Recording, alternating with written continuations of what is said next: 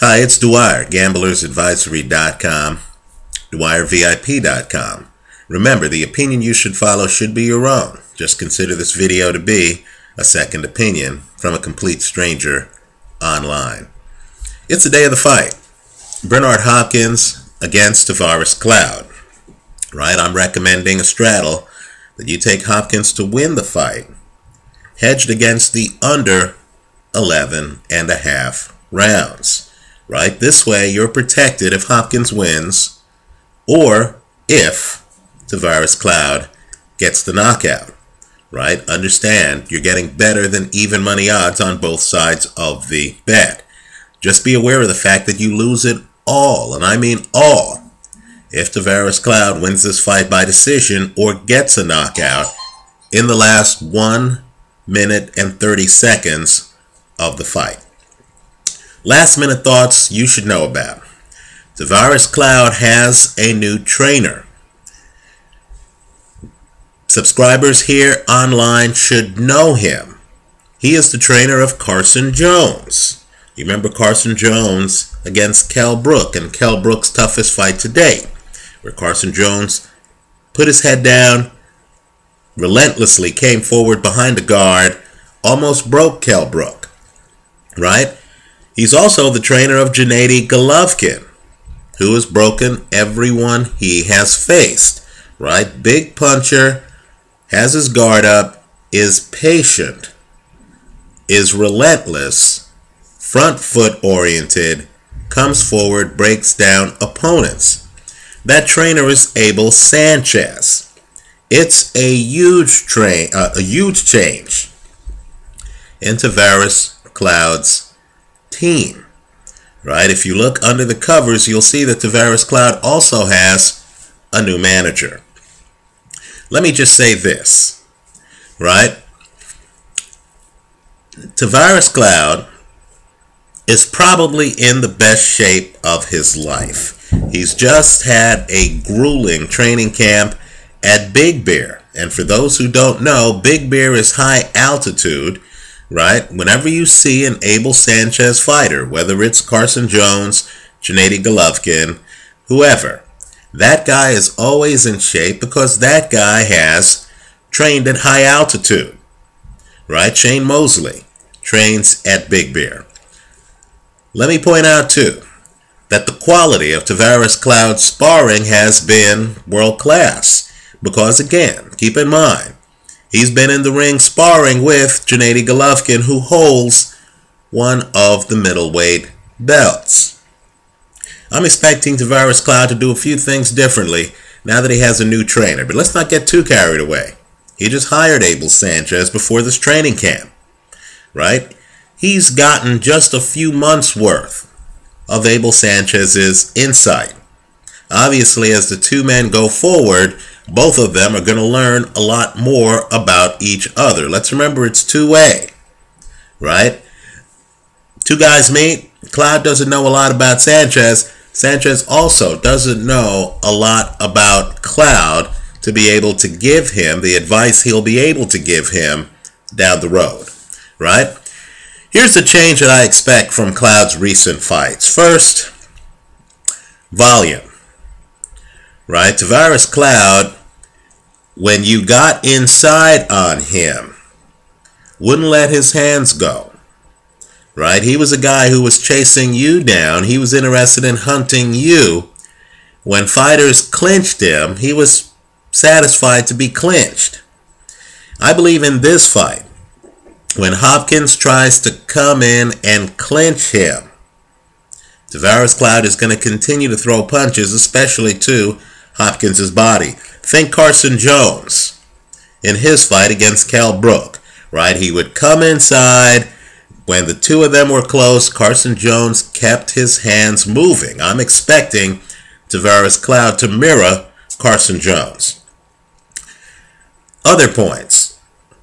Tavares Cloud is going to be front foot heavy. He's going to be the hunter the entire fight, just like Carson Jones was. Right? Just like Gennady Golovkin almost always is. Only I'm expecting Cloud to be more Carson Jones than Golovkin. Golovkin's a little bit different in that he's patient. Golovkin hangs outside, picks his spots a little bit, more than Carson Jones. I don't expect Tavares Cloud to pick his spots. I expect Tavares Cloud to come in and to try to set a murderous pace, right? You'll know something's wrong if 10 seconds go by and Tavares Cloud is not moving forward or throwing punches, right? I'm expecting him to try to literally set a murderous pace. I believe the feeling is, among the Cloud people, that Bernard Hopkins has to take off 3 to 4 rounds of a 12-round fight. We already know that Hopkins starts fights slowly. Take a look at both Pascal fights, right? Hopkins doesn't really race out of the corner. He's a guy who takes 6 minutes to figure out the angles, right? I'll be very surprised if Tavares Cloud doesn't try to steal those rounds. Keep in mind, Cloud starts fast. You saw that even in the Gabriel Campillo fight, right, where he came out and dropped Campillo, right? So I'm expecting Cloud to try to steal the early rounds while Hopkins is biding his time. Expect to see a very front foot heavy Cloud coming forward out the gate, trying to rough up Hopkins, who I'm expecting to be using lateral movement, not running, but circling, right? Also, Abel Sanchez fighters always think defense. In other words, while they're coming forward, they have their hands up, right? You're not going to see Cloud drop his hands in this fight. He's going to have his hands up as he comes forward. The idea is to be on the attack, but to always have a guard up. Make it tough for the opponent.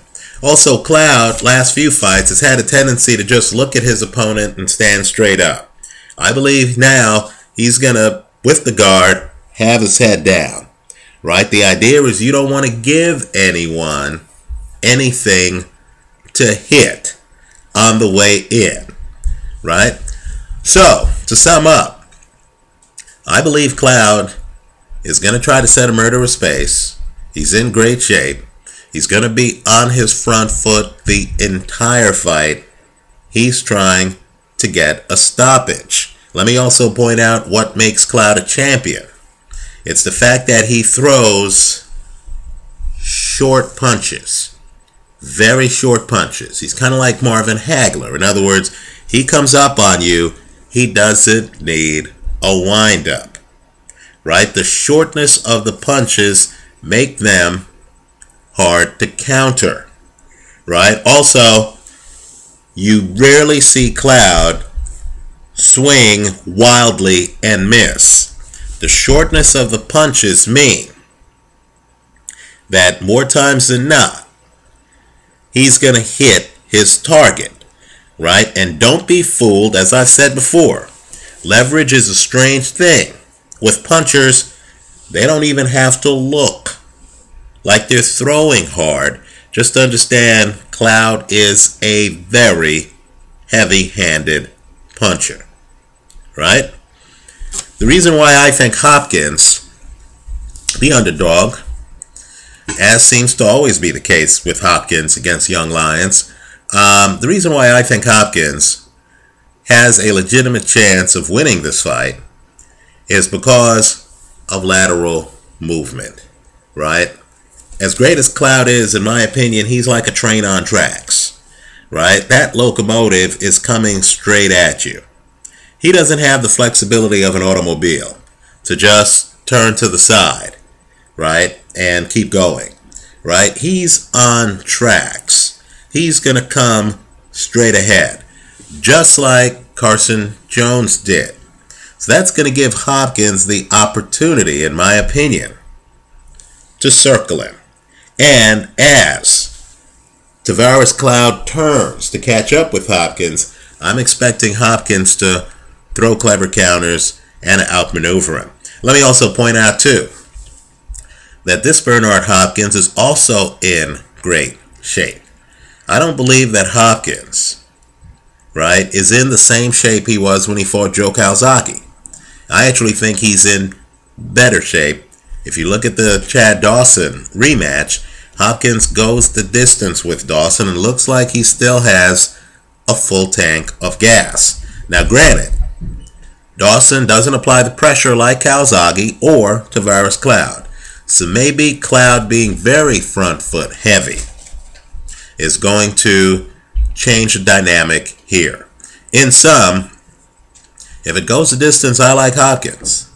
If it doesn't go the distance, then I think Cloud has a shot. I believe Cloud is going for the knockout. To sum up, I like Hopkins to win, hedged against hedged against the under 11.5 rounds. Let me just say, you're getting better than even money on both sides of the bet. You profit if either happens. In fact, I believe the under 11.5 rounds, incredibly, is something like a 3-to-1 play. So give it a look. Good luck. Hopkins, lateral movement. Cloud, front foot heavy behind a guard with a lot of volume. Thanks for watching.